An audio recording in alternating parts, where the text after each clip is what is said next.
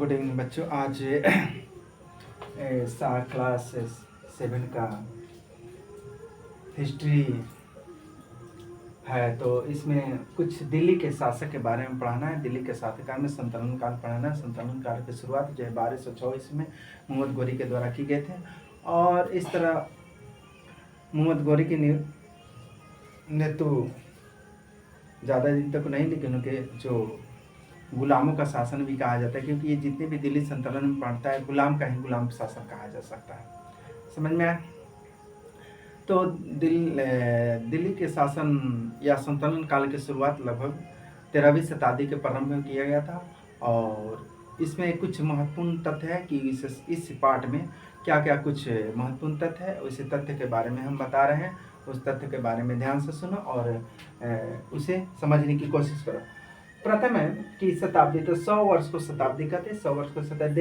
देहलीवाल जो है वहाँ के दिल्ली के नदी के अगल बगल के एक सिक्के का नाम था देहलीवाल। चहमान एक शासक था जो पृथ्वीराज चौहान के बारे में तुमको बताएं। पृथ्वीराज चौहान इसी चहमान वंश के ही थे। जन्म सिद्ध का जो पहले से पूर्वज से आ रहा था, जन्म मेरा जन्म सिद्ध अधिकार है, और एक नारा भी है, जन्म सिद्ध अधिकार है, मैं इसे लेकर आऊँगा। यह जब हम बाल गंगाधर तिलक ने बोला है, तो जन्म से अधिकार है। नेक्स्ट है लिंग भेद। लिंग भेद स्त्री पुरुष या जो भी थर्ड जेंडर के लिंग भेद में क्या लेडीज है क्या पुरुष है, वह लिंग भेद कहते हैं। भीतरी प्रदेश का मतलब होता है जहाँ पर बंदरगाह है, जहाँ पर वो मैंने नाव, बड़े बड़े नाव आते हैं और व्यापार लोग आते हैं, उसे भीतरी प्रदेश कहते हैं। गैरिसन शहर एक मुख्य रूप से मैंने तुमको बता दें, गैरिसन का मतलब होता है, तो गैरिसन के बारे में हम तुमको बता रहे हैं, ध्यान से सुनो। गैरिसन देखो, गैरिसन किलेबंद, हाँ, जहाँ पर देखो गैरिसन का मतलब जहाँ पर अंग्रेजों का किला उला होता था, जहाँ किलेबंदी की जाती थी, चाहे पूर्व उसी मध्यकालीन भारत में, उसी को गैरिसन कहा जाता था। गैरिसन शहर का था। आश्रित आश्रम जो दूसरे पर निर्भर होता है, क्योंकि उसका दुख सुख खान पान जो दूसरे पर मांग चंग के खाता है, दूसरे पर आश्रित है, उसी को आश्रित कहा जाता है। अलाई टका का मतलब होता है अलाउद्दीन खिलजी ने एक प्रकार का सिक्का चलाया था, उसी को अलाई टका कहते हैं, और उसी को अलाई टका कहते हैं। इमाम जो है देखो ये मुस्लिम शब्द है।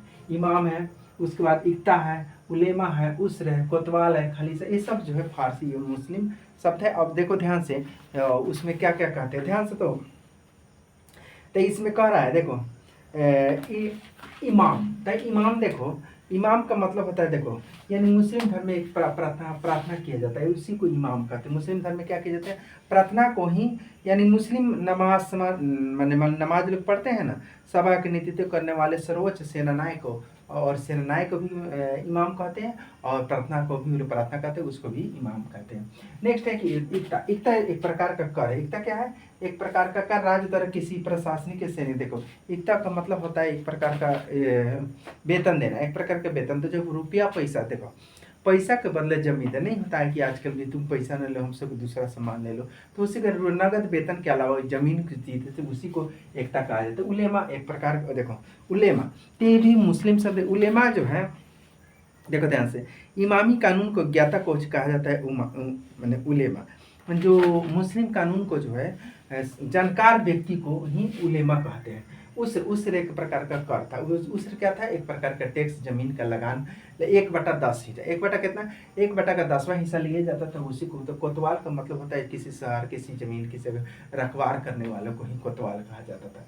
खालिसा का मतलब देखो एक प्रकार का ये भी भूमि कर, ये भी कहता है। देखो खालिसा का मतलब होता है, ध्यान से सुन, राजा या केंद्र के सीधे नियंत्रण वाली भूमि जो किसी, देखो जमीनी इकतदार के, देखो खालिसा यहाँ पर ध्यान देने की बात है। खालिसा का मतलब होता है कि जो जमीन ना हम किसी को दिए हैं ना कुछ किए हैं, जो राजा कहीं उस पर अधिकार रखते पूर्ण रूप से, उसी को खालिसा जमीन कहते हैं, खालिसा कहते हैं। ठीक है।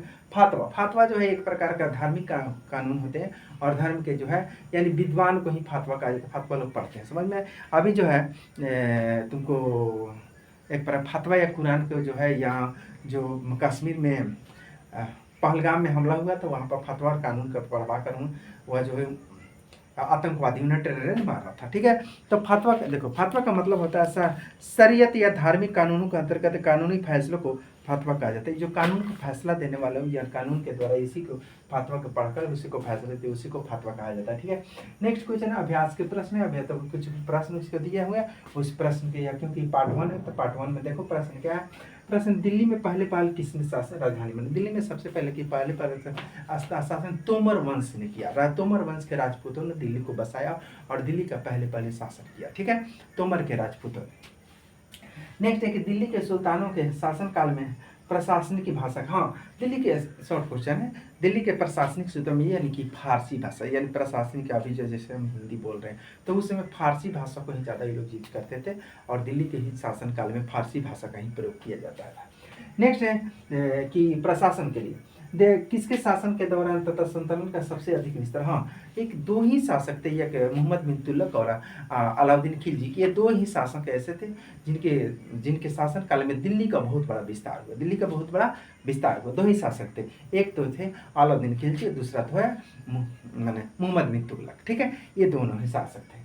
नेक्स्ट है कि इब्न बतूता किस देश से भारत आया? तो देखो इब्न बतूता ये मोरक्को का शासक था। ये मोरक्को का एक प्रकार का इतिहास का था और इसका बुक भी तुम लोग को पढ़ना है और बहुत अच्छे दार्शनिक था और किताब भी लिखा था भारतीय इतिहास का। और उसके बाद इसके किताब का नाम भी आगे तुम लोग को पढ़ने का मौका मिलेगा। इब्न बतूता दक्षिण अफ्रीका से या दक्षिण अफ्रीका में है, मोरक्को से आया था। ठीक है, तो धन्यवाद बच्चों। अब इसके बाद नेक्स्ट कुछ पार्ट में इसका बाकी क्वेश्चन हम बताएंगे। ठीक है, थैंक यू बच्चों।